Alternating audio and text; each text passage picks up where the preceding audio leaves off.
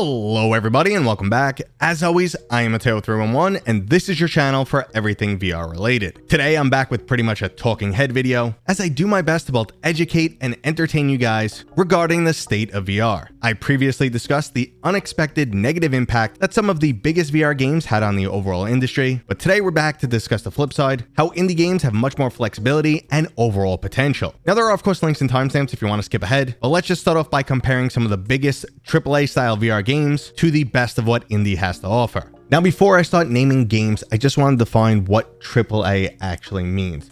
There's no real overall definition, but historically it refers to large budget, and that number's changed over time. It used to be $50 to $75 million on a flat screen game, and now that's ballooned up to like $100 to $200 million. In the VR world, there's no true AAA. There are some projects that are extremely expensive that do approach those numbers, but it's not exactly the same. So when we're saying AAA, we're just talking about big budget games, but when you mention AAA, you have certain expectations. You're expecting either like really high production value, which should come along with that money. You're something that should wow you, something that's, above and beyond other experiences out there. So that is AAA in a nutshell. And VR really can't follow the AAA route because there's just not enough players and not enough money in the industry.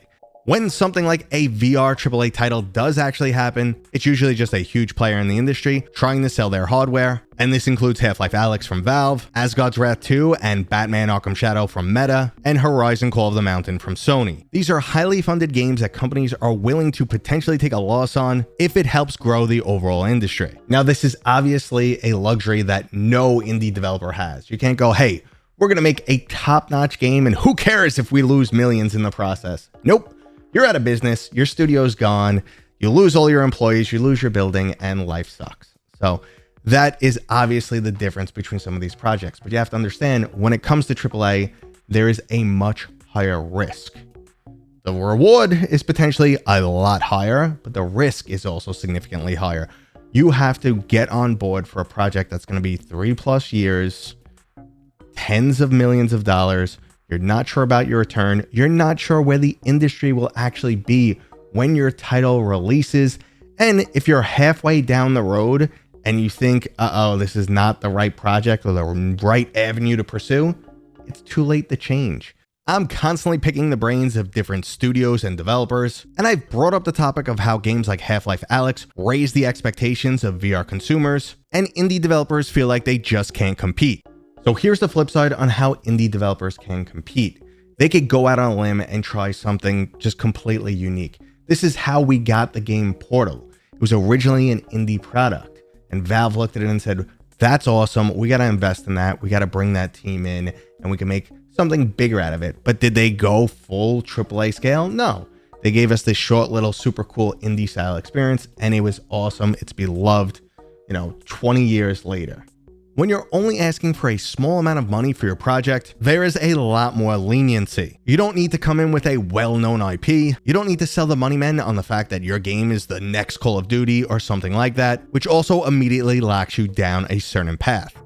Now, additionally, if you are 6 months into development on an indie game and something isn't going right, a major mechanic doesn't feel right, storyline, whatever the case may be, you still have time to pivot. Your studio is small. Your budget is fairly small. If you need to get more investors or more money, you could still potentially do it. When you're dealing with AAA and the project is tremendous, the example that was given to me from one of the publishers was, it's like steering a cruise ship. You got to get the whole crew on board and you turn very slowly. So any type of drastic move or drastic change is not going to happen. And that's how we end up with games like Concord. You spend $200 million on a title and it is an absolute flop. So risk versus reward is one major difference that indie developers have to look forward to or can work with.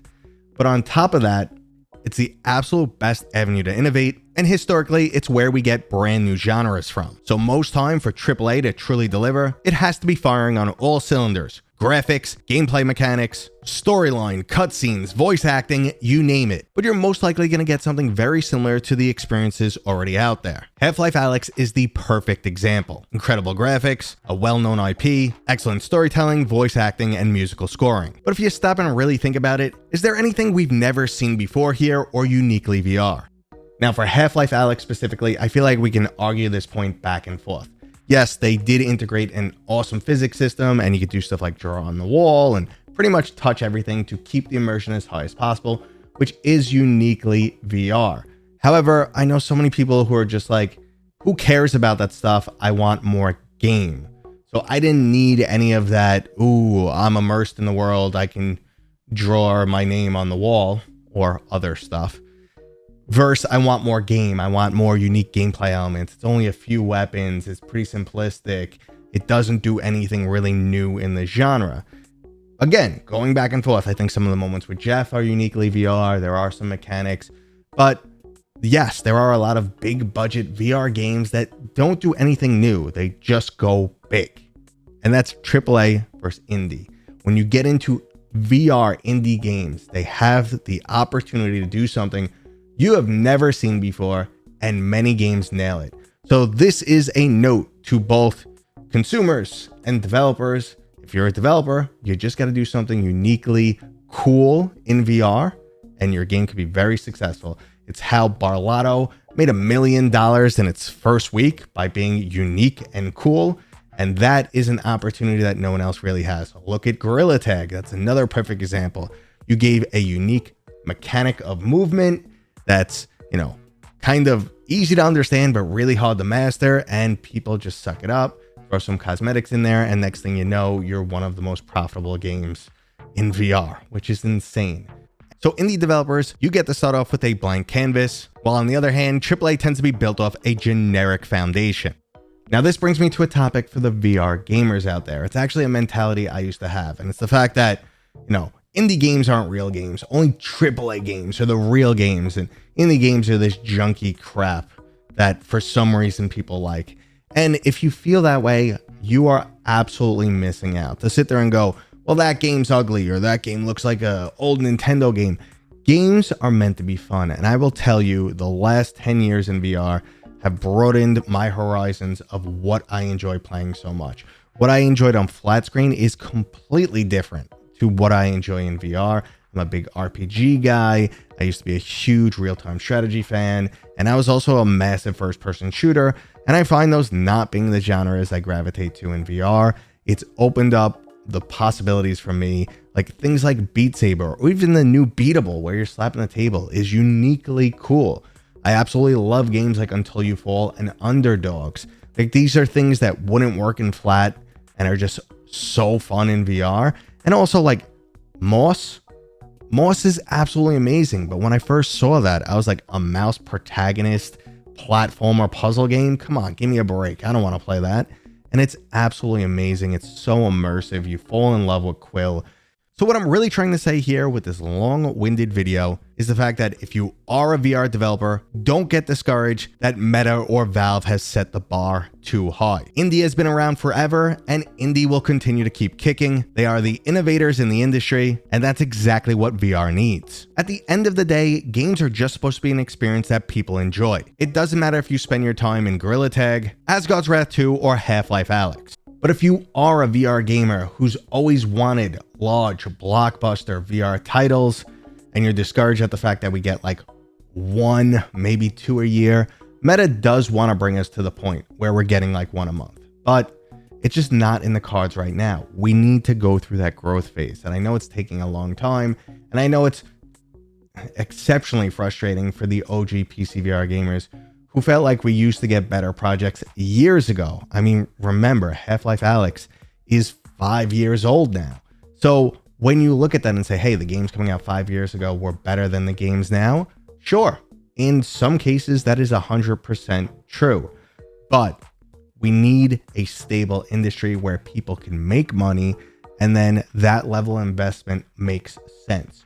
No one's going to take a gamble where the odds are not in their favor. Every time a publisher decides to give a studio money, they're doing the math and they're saying, okay, this is how many VR gamers are out there. This is what platforms they're on. This is what we can finance and expect to safely make some sort of return.